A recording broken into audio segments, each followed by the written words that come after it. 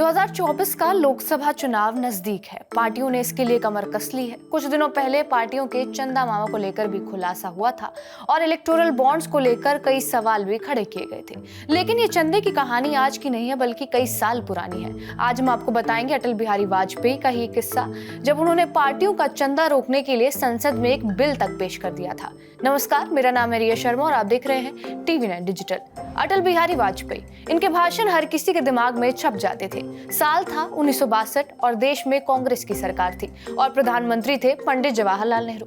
अब आप सोच रहे होंगे कि सत्ता में तो कांग्रेस थी, फिर अटल बिहारी वाजपेयी कैसे संसद में बिल लेकर आए थे। दरअसल उन्होंने संसद में प्राइवेट मेंबर बिल पेश किया था। एक सांसद जो मंत्री नहीं है, वो प्राइवेट मेंबर होता है।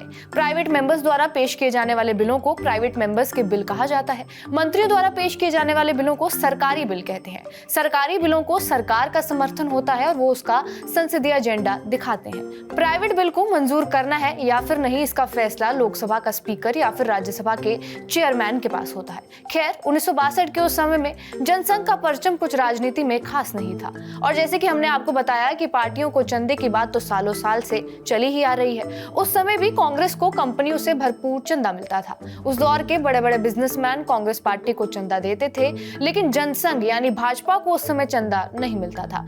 इसी वजह से वाजपेयी ने 1962 में इस चंदे के खिलाफ एक प्राइवेट बिल संसद में ला दिया। राज्यसभा में उन्होंने ये बिल पेश किया था और इस बिल में कंपनीज एक्ट 1956 के तहत संशोधन का सुझाव रखा था। बिल में ये कहा गया कि राजनीतिक दलों को चंदा देने पर रोक लगनी चाहिए, क्योंकि इससे राजनीति में गंदगी फैलती है। कुल मिलाकर कहने का मतलब ये था कि कंपनी को अपने शेयर होल्डर्स का पैसा पार्टियों को दान कतई नहीं करना चाहिए, बल्कि उन्हें चंदे के लिए खुद जनता के पास जाना चाहिए। इस बिल पर संसद में जबरदस्त बहस हुई। इतनी बहस कि ये बहस 4 दिन तक चलती रही।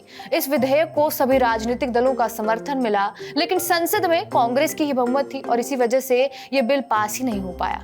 3 बार देश के प्रधानमंत्री रहे वाजपेयी का सियासी सफर भी काफी प्रेरणादायक रहा था।